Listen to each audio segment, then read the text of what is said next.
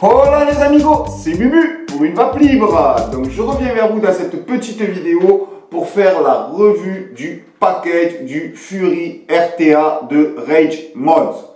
Donc Rage Mods, c'est une nouvelle marque qui est arrivée dans les atomiseurs, dans le reconstructible.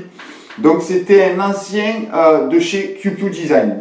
J'ai pas de source sûre, mais de ce que j'ai entendu dire, c'était un ancien de chez QQ Design. Donc il a monté sa propre marque à lui. Donc QQ Design, on sait qu'ils sont connus pour leur saveur et pour leur conception. Donc je pense que s'il a monté sa marque à lui, il a dû vouloir faire mieux que ses employeurs. Donc ça, on va le voir ensemble. J'en profite aussi de la petite vidéo pour vous dire que j'ai créé un groupe Facebook Vape Libre et un compte Instagram Vape Libre. Donc le groupe Facebook Vape Libre sert en fait à plus échanger ensemble parce que bon, avec les vidéos YouTube, on ne peut pas trop avoir d'échanges. Avec le groupe Facebook, on a plus d'échanges. On peut plus partager sur notre passion commune, la vape. Il y a des artisans professionnels de la vape, builder, juice maker, une fabricante de drip tip. Bon, il y a vraiment pas mal de gens professionnels dans la vape, des modeurs. Et il y a aussi des novices, des experts et vraiment tout style de vape. Parce que bon, moi j'ai un style, mon propre style à moi de vape que je vous présente dans mes vidéos YouTube. Mais sur le groupe Facebook, vous verrez, il y a du MTL, il y a vraiment pas mal de choses. D'ailleurs, c'est eux qui m'ont fait découvrir le Genesis. Donc voilà, moi maintenant je me suis mis au Genesis aussi. Donc voilà, le groupe Facebook, c'est vraiment pour partager notre passion commune de la vape. Et le compte Instagram sert en fait à poster des photos de l'actualité de ma chaîne YouTube. Et je poste aussi des montages que je fais de coil en macro avec voilà, plein de montages. Voilà, c'est plus pour l'actualité de ma chaîne YouTube et ce que je fais un peu en photo. Voilà, c'est plus pour de la photo. Donc voilà, si vous voulez nous rejoindre, vous êtes les bienvenus pour partager avec nous votre passion commune de la vape. Et nous, en attendant, on va faire la revue du paquet du petit Fury RTA de Rage Mods. Et on va regarder, on va commencer à l'apprivoiser, voir qu'est-ce qu'on peut faire avec ce petit RTA. Me revoilà pour la présentation du Fury RTA de Rage Mods. Donc vous allez le recevoir dans une petite boîte cartonnée, rectangle, comme ceci. Donc on retrouve le nom du RTA, le Fury, la marque Rage Mods. Bon, derrière on trouve bon, les trucs pour la nicotine. Hop, bon là-dessous on retrouve tout ce que fait le RTA et on retrouve ce qu'il y a dedans la boîte. Moi c'est le matte black, bon c'est tout écrit en anglais et moi et l'accent anglais ça fait deux. Donc on va plutôt faire la présentation et déballer ensemble et je vous expliquerai tout ça. Donc c'est une petite boîte qui est aimantée. Donc comme vous voyez déjà la boîte ressemble un peu au package un peu de QQ Design déjà. Donc c'est aimanté. Donc on a juste à ouvrir et à déballer tout ça. Hop là. Donc là nous avons la carte d'authentification, la signature, le numéro 31. C'est blanc derrière. On retrouve un petit autocollant Rage Mods. Une carte Châteauviran, nos huiles d'olive extra vierges. Donc je sais pas, ça doit être une collab. Je sais pas ce que ça a à voir avec la vape, mais je pense pas que ça ait à voir grand chose. Là, on retrouve le petit RTA. Donc comme vous pouvez voir, moi le package ne sera pas complet car j'ai déjà cassé le Pyrex droit. Donc ça, on va le mettre de côté. Dedans, on retrouve une petite clé que je vous expliquerai à quoi elle sert. On retrouve un sachet de spare et des petites grilles et des vis et un petit tournevis. Ça aussi, on va le déballer un peu parce qu'il y a des choses qui sont intéressantes là-dedans. Et on retrouve le Pyrex Bubble. Bon, il était bien fermé dans le plastique, mais moi je l'ai déjà ouvert. Mais bon, je vous ai quand même laissé le plastique un peu. Donc on retrouve le Pyrex Bubble. Une pastille de silicone que je vais vous expliquer à quoi elle sert. Et on retrouve un deuxième drip tip. Donc ça aussi, je vous expliquais à quoi ça sert. Hop, la mousse c'est collé. Donc la boîte, il n'y a plus rien dedans. On met de côté. Maintenant, on va passer à l'atto. Donc là, je vais zoomer un peu. Hop là. Voici l'atto. Donc faites comme s'il y avait le Pyrex droit. Hein. Là, il n'y est pas, mais vous faites comme si. Donc avec le Pyrex droit, il a une contenance de 4 ml. Il fait un diamètre 28. En dessous, on va retrouver écrit Rage Fury RTA, le numéro 481. Donc, je ne sais pas si vous allez le voir. Je ne sais pas pourquoi 481 alors que moi, il y a écrit 31. Mais bon, je ne sais pas. Ici, on a deux vis. Je pense que ça doit être soit pour démonter la base ou soit pour démonter le plateau. On va regarder ça un peu ensemble. On a le pin de connexion. Il est en plaqué or. Il ressort assez pour l'utiliser sur un méca hybride. Ici, on a un drip chip en 810. Voilà, donc vous voyez un peu le drip chip. Moi, j'en suis pas trop fan. C'est pas... Je sais pas, j'accroche pas avec le drip chip. Pour moi, ça me convient pas trop le drip chip. Mais bon, après ça, chacun ses goûts. Mais pour moi, je trouve bof bof. Voilà, moi je trouve qu'avec le drip chip, c'est bof bof. On retrouve écrit dessus Fury sur la cloche. Et de l'autre côté, on retrouve écrit Rage.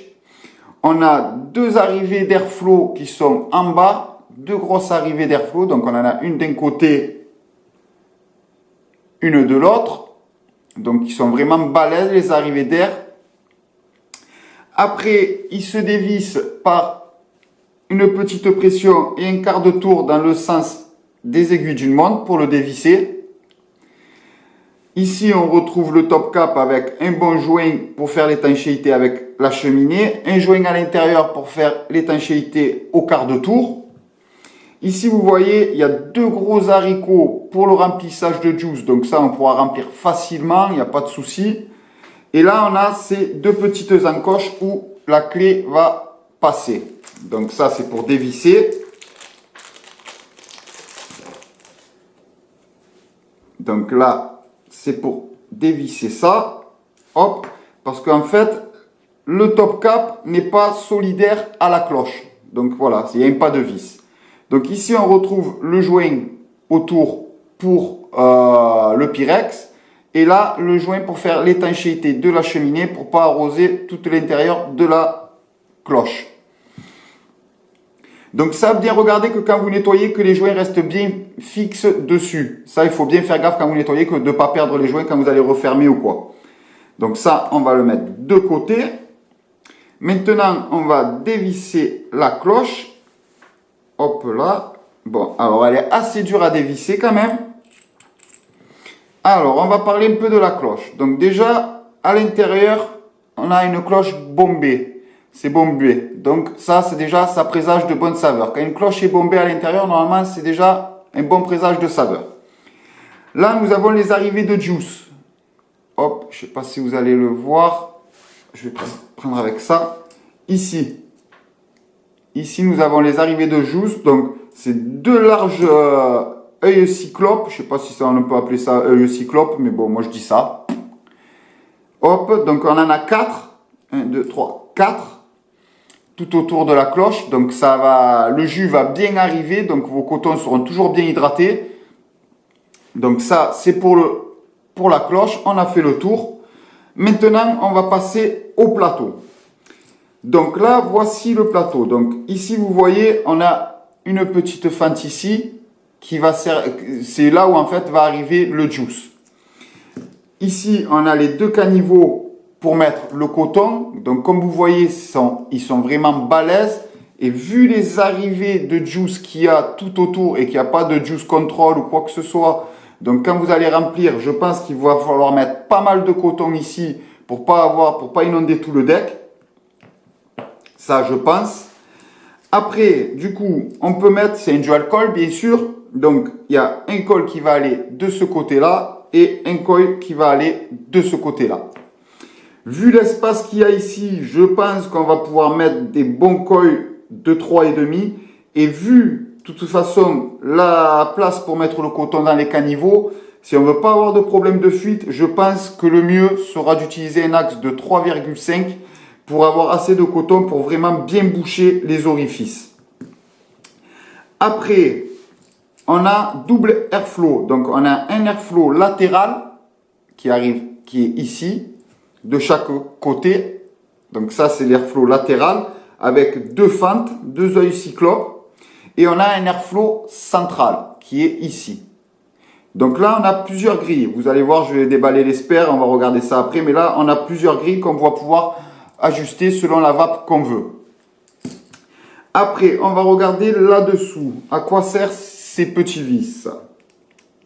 Donc, bon, déjà, c'est bien serré. Hop. Donc, ça... Ah, j'ai l'air d'avoir du jeu quelque part. Bon, déjà, je vais enlever la petite grille. Voilà.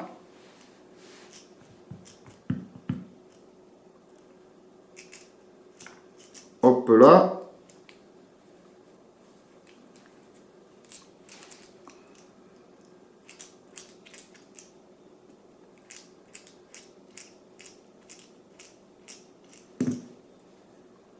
Hop là.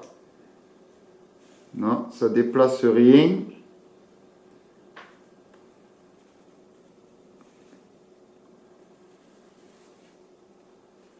Il n'y a rien qui se déplace. Je sais pas. On va démonter le pin alors. Ça doit bien servir à quelque chose ces vis.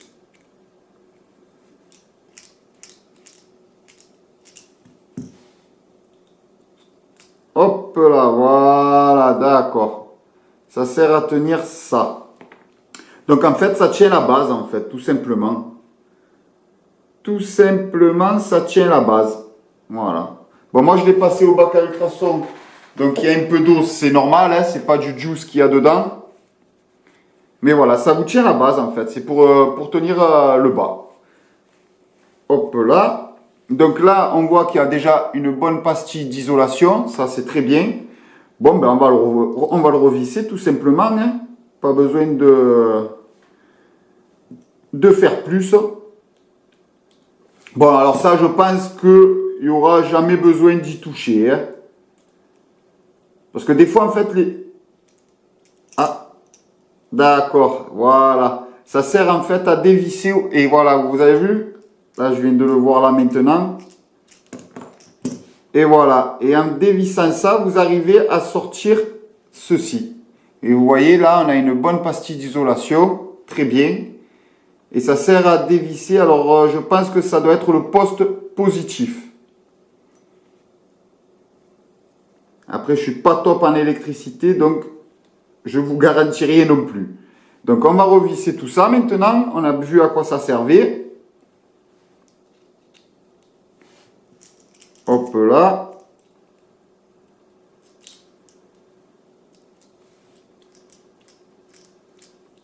Hop, on va remettre les deux vis bien à leur place aussi. Voilà, quand même. Je vous l'aurai démonté de A à Z. Hein.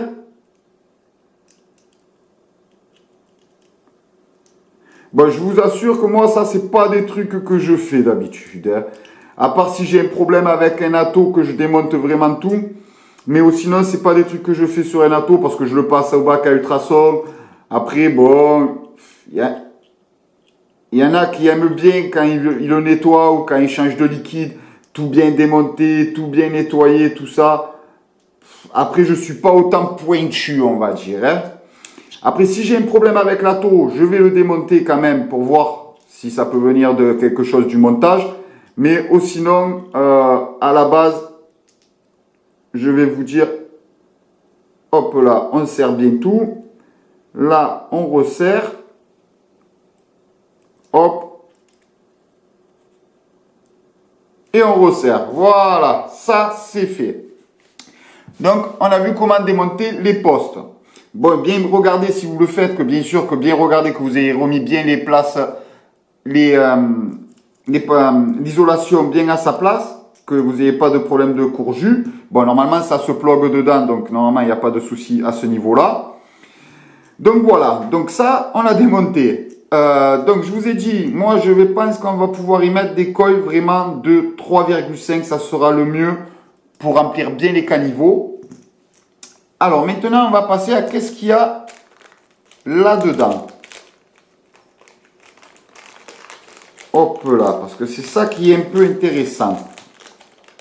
Donc, Bon, ça, tout ce qui est joint de remplacement, tout ça, hop, on va mettre de côté. Pour l'instant, on va pas regarder si c'est bien les mêmes ou quoi, mais normalement, quand même, c'est calculé pour. Donc là, on a tous les joints de remplacement. Moi, ce qui m'intéresse surtout, c'est ces petites grilles supplémentaires. Donc, on a aussi 4 vis supplémentaires. Je vous ai pas dit, c'est des vis à tête plate qu'il y a pour les fixations des coils. Les vis supplémentaires sont aussi des vis à tête plate. Et voilà. Donc, on va arriver sur les grilles qu'on peut, pour personnaliser en fait l'airflow. Donc, voici les grilles qu'on a. On en a, bon là, il n'y a plus rien. Hein, sur la tour, bien sûr. Donc là, on en a 1, 2, 3, 4, 5, 6. Alors, je ne sais pas si vous allez bien voir. Alors, ces deux-là, déjà, on dirait exactement les mêmes. Donc, je ne sais pas pourquoi, à quoi ça sert d'avoir mis deux inserts exactement pareils. Parce que, bon, du coup, il n'y a pas de changement pour la vape. Alors, au cas où, si on en perd un ou quoi, je ne sais pas. Mais bon, alors dans ces cas-là, si c'était pour ça, il aurait mieux valu aussi remettre 2 de celui-là et 2 de celui-là. Donc, je ne sais pas pourquoi il n'y a que 2 de la fente. Et là, vous voyez, il y en a qui sont pleins. Donc, les pleins, en fait, servent, hop, hop là, servent, si vous voulez, hop, si vous voulez vous servir, hop là. Donc, elles tiennent bien en place. Hein. Quand c'est mis, hein. Attention les yeux. Elles servent en fait, si vous voulez vous servir, que des airflows latérales. Après, un atout comme ça qui va demander de gros coils, je pense pas que d'avoir 2 airflows latérales aussi petits soit top. D'accord? Parce que vu qu'on va devoir mettre quand même de gros coils là-dedans, se servir que de ces 2 airflows, je pense pas que ça soit le meilleur pour optimiser la taux, pour moi, à mon avis. Hein. Donc, pour enlever les petites, hop, ben là, le plus cher maintenant, c'est vu qu'il est plein, pour l'enlever, je vais m'amuser.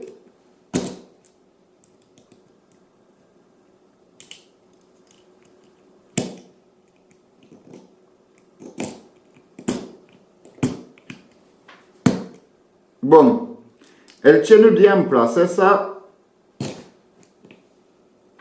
Voilà. Bon, vous avez bien compris que si du coup vous mettez les grilles qui sont pleines, vous allez vraiment galérer, mais vraiment galérer à les enlever. Je vais vous expliquer pourquoi, parce que j'ai oublié de vous le préciser avant de la mettre d'ailleurs, la grille.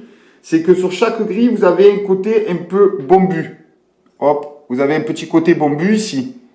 Et ce petit côté bombu va venir se mettre ici. Ici, ça fait un genre de creux et ça va venir se clipser en fait. Donc, quand elle est en place, elle ne peut pas revenir en arrière. Alors, quand c'est plein, pour le faire sauter, se clipse. Eh bien là, c'est compliqué. Donc, bon, après, comme je vous dis, ces grilles-là, elles y sont, mais franchement, j'y vois vraiment aucune utilité, vraiment. Mais bon, elles y sont, elles ont le truc d'être là. Après, je sais pas, peut-être pour utiliser un single coil, et encore, un single coil aussi, quoi. Un single coil, vous vous rendez compte le coil qu'il vous faut pour remplir le coton qu'il y a là? Pour moi, il n'y a pas d'utilité. Bon, après, ça reste mon avis personnel. Alors, maintenant, on va mettre la grille avec 2 grosses fentes. Celle-là. Donc, pareil, alors on regarde que le petit bombu, hop, d'ailleurs, le bombu, il est ici, on le met vers le bas. Hop. Bon, c'est pas pratique à mettre. Hein. C'est vraiment pas pratique à mettre. Hop là, ça y est. Donc ça déjà, il faudra penser que automatiquement, si vous voulez changer d'insert, vous serez obligé de démonter votre montage. Ça c'est clair, vous ne pourrez jamais le faire avec les coils dessus. Hein. Ça va être clair et net. Donc là, vous voyez, vous avez 2 grosses larges fentes. Donc ça veut dire que si vous mettez cet insert là, automatiquement il va y avoir beaucoup plus d'air qui va passer ici que sur les côtés. Parce qu'il faut savoir qu'on a un airflow, hop, on n'a qu'un seul airflow, d'accord? Donc l'airflow qui va arriver par la taux, quand il va arriver dans la chambre d'atomisation, il va se disperser pour passer sur l'airflow latéral et sur l'airflow central. Donc si vous avez une grosse grille comme ça au centre, ça va diminuer l'air automatiquement qui va passer dans les airflows de côté. Donc ça, c'est à savoir. Moi, je ne pense pas que c'est une grille que je vais me servir, celle-là. Après, je vous dirai quand je ferai le tuto montage, mais je ne pense pas que ça soit une grille que je vais trop me servir. Donc là, vous voyez, quand il y a une fente, déjà automatiquement, on arrive à avoir un point pour une prise pour pouvoir la sortir. Donc ça, c'est bien. Je ne vais pas vous montrer la deuxième parce que comme vous avez pu le voir, franchement, pour moi, elles sont identiques. Donc, je ne vois pas l'utilité d'en avoir deux aussi. Là, on va passer sur un autre insert. Pareil, on va le mettre en place. Tac, tac. Alors là, vous avez deux glissières, bien sûr. Hein, vous avez deux glissières où il faut se mettre dans les glissières et hop, faire glisser et venir le clipser. Voilà, là, c'est en place. Donc là, sur cet airflow, on retrouve 4 trous cyclopes de chaque côté et avec des tout petits trous au centre rond. Donc là, déjà, ça va restreindre par rapport à la grille en fente. Et du coup, je pense que si on restreint le milieu, automatiquement, il va y avoir un peu plus d'air qui va passer sur les airflows latérales. Donc celle-là, elle pourrait me convenir, celle-là de grille. Celle-là, voilà, ça, c'est une grille qui pourrait me convenir déjà. Et on va passer à la dernière grille. Hop là. Qui est là. Alors pareil, toujours mettre le petit bambou vers le bas. Se mettre en face des fentes. Et hop, on fait glisser. On entend le clips, on est dedans. Donc celle-là est vraiment pour un airflow restreint. Vous voyez, il y a deux lignes de petits ronds, mais vraiment des tout petits ronds au milieu. Et sur le côté, sur chaque côté, on a deux lignes, deux lignes, on a sur chaque côté de gros, ouais, c'est des ronds, oui, c'est des ronds, c'est pas des cyclopes, c'est des ronds, et de deux gros plus ronds, de plus gros ronds. Oh là, j'ai du mal avec tous ces ronds, hein. Ça me fait, alors que j'en ai pas de ronds. Bon. Donc du coup, celle-là, comme vous comprenez, elle va être vraiment plus restreinte. Donc si on restreint ici, automatiquement, je pense qu'il y aura plus d'air qui passera sur les côtés. Après ça, c'est mon intuition. Hein. Je ne dis pas que c'est comme ça qui fonctionne, parce que là, après, il faudrait carrément faire partie de la conception de l'ATO.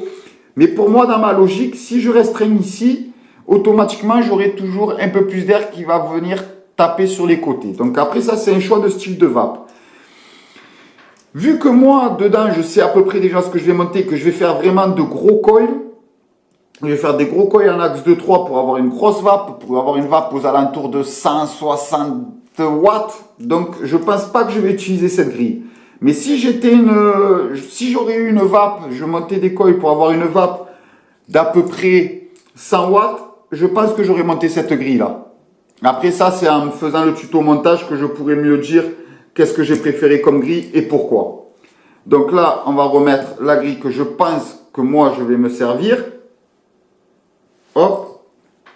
Pareil, on essaye de guider. On regarde que la petite boursouflure, elle soit vers le bas. On pousse, on clipse, on est dedans et c'est bon. Et après, bon là, vous voyez, elle ne bouge pas. Hein. On peut secouer, l'insert, il partira jamais. Donc là, on a vu un peu pour ces inserts. Hop là, on a vu les arrivées de juice, on a vu sur la cloche où c'est que ça arrivait, il n'y a pas de juice control, les caniveaux sont vraiment très larges, donc je ne vais pas dire sûr parce que je n'ai pas encore fait de montage dessus, mais presque à 80%, je pense qu'il faudra faire des coils en 3,5. Si on ne fait pas des coils en 3,5, alors il faudra vraiment, si on fait des coils en 3, parce que bon, 3 ça passe aussi je pense, si 3,5 il passe, 3 il passera aussi. Hein. Mais si on met des coils en 3, il faudra vraiment pas ébouriffer le coton et même rajouter peut-être du coton pour vraiment bien boucher les arrivées de juice. En sachant que du coup, l'arrivée de juice, comme vous voyez là, elle est à ras de l'airflow central. Donc, Si vous cotonnez mal, automatiquement vous allez remplir l'airflow central et alors là, vous allez avoir une piscine là-dessous. Donc, des coils de 3,5 seront vraiment conseillés pour cet atto-là, je le pense. Et je ne peux pas le certifier parce que je n'ai pas encore fait de montage, mais je le pense fortement. Donc là, on a vu pour les coils qu'on peut mettre dedans, on a vu les grilles, les inserts pour l'airflow central, on a vu l'airflow latéral. Voilà, hein. Bon, ben, il n'y a plus qu'à remonter la cloche. Hop là. Clac. En même temps, du coup, je vais vous présenter ce petit insert. Donc ça, c'est un petit insert en silicone. Alors, il a rien à voir avec pour la vape, en fait. Ça n'a rien à voir, c'est juste pour une raison de TPD, c'est des normes, en fait. C'est juste pour les normes. Selon certains pays, on ne peut pas vendre des antos qui ont attendez, je me reprends. Qu'ils ont plus que d'une contenance de 2 ml. Donc, si j'avais, parce que bon, du coup, je ne l'ai pas, bien sûr, mais si j'avais le Pyrex, hop, si j'avais le Pyrex droit et que je mets cette petite pastille en silicone, eh ben, j'aurais une contenance de 2 ml. Donc, ça peut passer dans certains pays qui n'autorisent pas des plus grosses contenances. Donc, c'est surtout pour une question de vente, hein, parce que niveau vape, ça change en rien. Ça va rien changer l'airflow, ça va rien changer à la vape, mais c'est juste pour une histoire de contenance. Donc, ça, je vais l'enlever.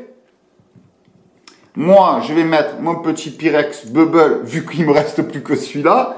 De toute façon, vu le gros montage que je vais y mettre dedans, je vais vous dire que j'aurais mis quand même le Pyrex Bubble. Parce que je vais vraiment faire une grosse vape. Donc, si je ne veux pas remplir toutes les 30 secondes mon juice, il me faudra une bonne contenance. Donc, je vais en profiter, vu qu'il y a le Pyrex Bubble dessus, de vous dire la contenance du Pyrex Bubble. Le Bubble, il fait une contenance de 5,5 ml. Donc, maintenant, on va revenir au drip tip. Ça, on a fait les inserts, c'est bon. La pastille en silicone, on a fait. La clé, on a fait. Maintenant, on va en venir au drip tip. Donc là, vous avez un drip tip 810. Donc, vous voyez, gros diamètre. Il va y avoir de l'air qui va passer. Ce qui est sympa, ça, c'est pas dans tous les attos, mais ce qui est sympa, hop, je vais prendre le couteau. Ça, bien sûr, ne le faites pas à la maison, je le fais moi, mais pas parce que je fais des conneries qu'il faut refaire les mêmes. Hein. Ce qui est sympa avec cet atto, c'est que vous avez un deuxième drip tip qui est en 810 pour entrer dedans. Mais en fait, c'est un adaptateur. Là, on peut enlever et hop, on peut mettre ça, c'est un drip tip 510. Donc, vous avez l'adaptateur en fait qui est en 810 et qui se restreint en 510. Et vous pouvez mettre n'importe quel drip tip 510 dessus. Donc vous voyez la gueule qu'il a. Ça change sa gueule. Moi, ça ne me plaît pas trop. Vu en plus, de toute façon, le montage que je vais faire dedans, j'aurai besoin du 810 parce que il va falloir que la vapeur qui est dedans, elle sorte. Parce que ça va. Je pense que ce que je veux faire, ça va faire une sacrée production de vapeur. Mais pour comparer, voilà, vous voyez la différence de grosseur. Voilà. Hop là. Donc là, je vais... Et encore, moi, je ne suis pas fan du drip tip. Donc, je vais vous montrer le drip tip que je vais y mettre. J'ai mon ami Chloé Hardy qui fait de superbes drip tips. Donc, j'avais déjà prévu le coup, vu que j'avais déjà vu un peu à quoi il ressemblait et que les drip tips, je n'avais pas flashé dessus. Voici le petit drip tip de Chloé Hardy une fois monté. Hop, ça brille. Voici. Ça lui change la gueule, hein. Alors moi, après, souvent les Pebbles, on dit ça donne pas une superbe élégance à l'atto, c'est pas joli et tout. Eh ben, moi, sur cet atto-là, franchement, le Bubble, je le trouve vraiment sympa. Je trouve que ça lui casse pas l'architecture, vous voyez, l'architecture de l'ensemble de l'auto, je trouve que ça casse pas l'architecture et que c'est sympa. Et du coup, bon, bien sûr, on gagne 1,5 ml, donc pour moi, c'est parfait. Mais je trouve que voilà, niveau architecture, ça casse pas l'architecture. Alors, après, on retrouve aussi, j'ai pas précisé, mais vous voyez que la bague d'airflow est crantée pour avoir une bonne prise en main. Ça va, elle glisse assez bien. Alors, elle est dure quand même, mais ça glisse. Voilà, on arrive à régler facilement. Alors, j'ai vu un point un peu négatif pour moi. C'est par exemple quand on va vouloir faire le nettoyage des coils et de changer le coton. Pour l'instant, vous voyez, quand je dévisse, voilà, je dévisse tout. Donc, il va falloir que la taux soit vide si vous voulez changer vos cotons ou nettoyer vos coils.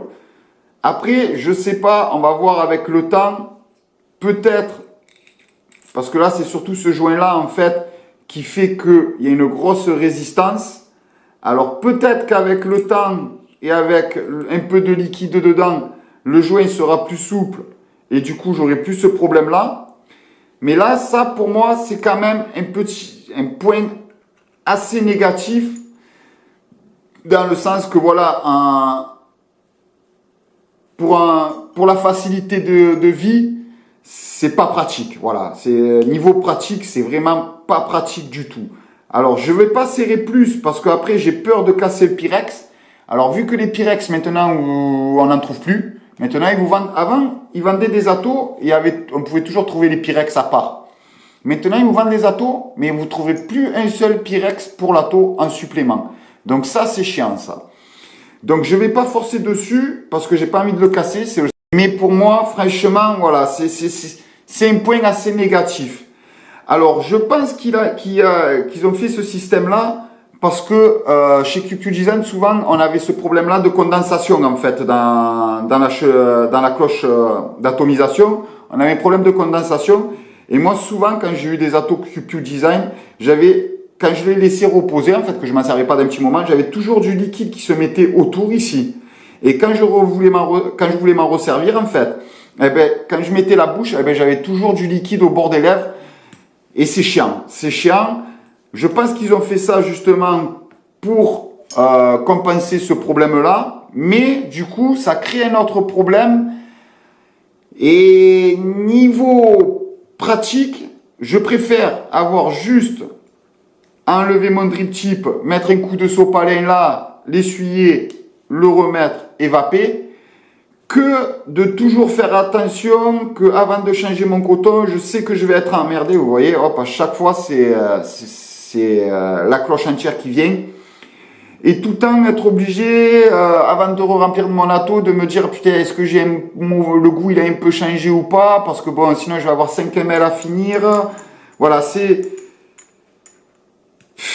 niveau praticité, c'est pas top. Pas top, pas top. Alors, à voir, comme je dis, quand je vais m'en servir, peut-être que du coup, avec, hop là, je pourrais le serrer peut-être un peu plus. J'ai peur de le casser. Hein. Hop, non, non, non. Allez, on va arrêter les conneries. Si je le casse, je l'aurais même pas encore essayé, que j'aurais déjà plus de Pyrex. Donc on va éviter. Mais là, vous voyez, j'ai quand même mis un coup de clé. On va voir.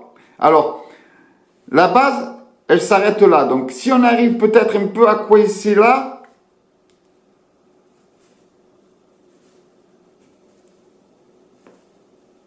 Voilà. Ah, voilà. J'ai réussi. Alléluia, alléluia. Donc voilà, si on arrive un peu à coincer la bague ici, là, vous voyez cette bague? Si on arrive avec le doigt à le coincer comme ça, bon, il faut avoir une bonne prise, hein, bien le coincer, c'est possible de démonter que le plateau. Mais c'est pas facile, hein.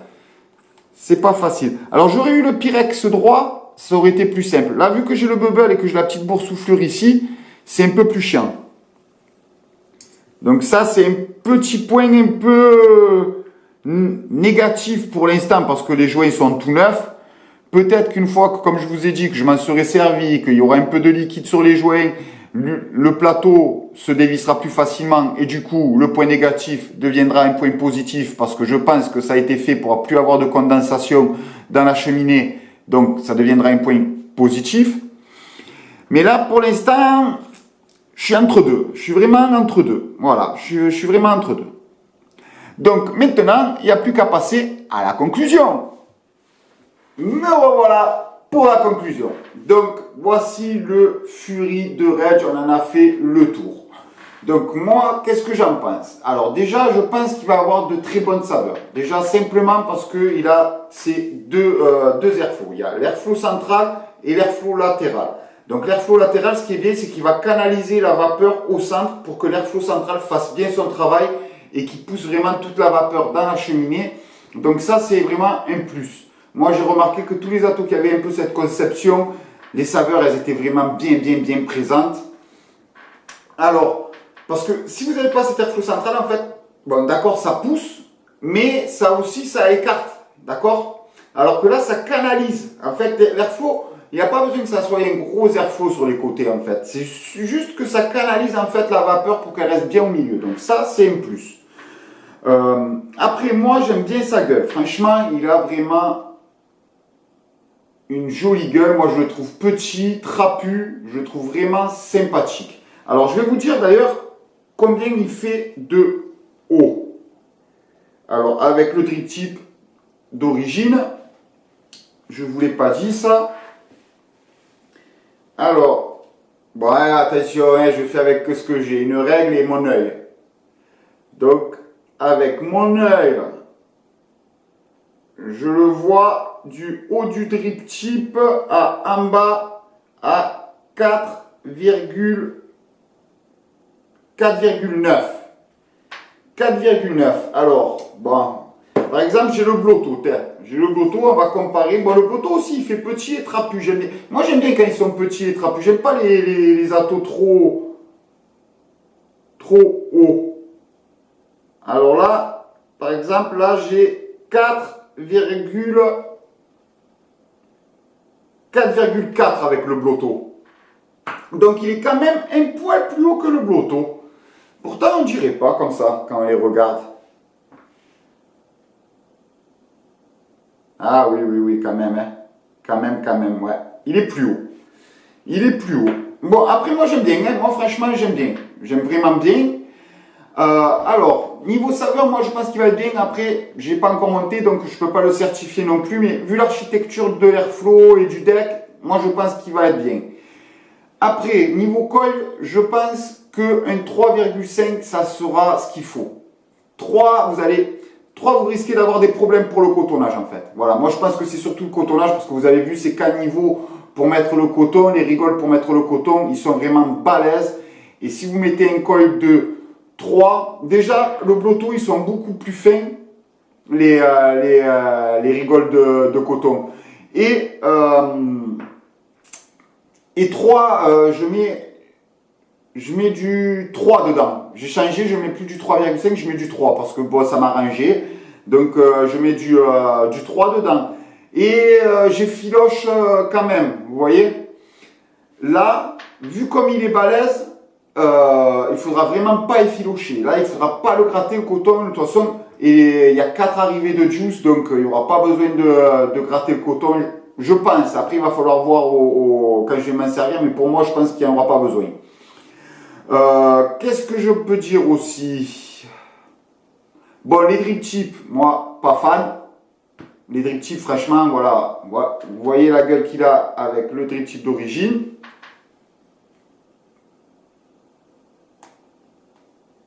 Ah.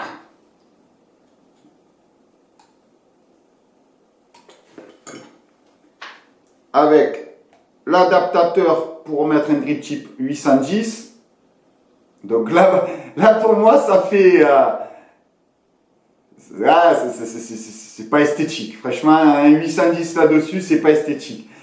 Après, je me demande pourquoi mettre un drip tip 810 sur un ato qui est fait pour faire de gros nuages. C'est pas un ato pour faire une petite vape, ça. C'est un ato pour faire de gros nuages. Donc, l'intérêt d'avoir du 510, je sais pas, j'y vois pas trop l'intérêt pour moi. Après ça, c'est mon avis perso, bien sûr. Et là, alors là, pour sublimer le tout, avec un drip tip de chez Chloé Wardy. Hop là. Et là, je pense qu'on là, on est au max.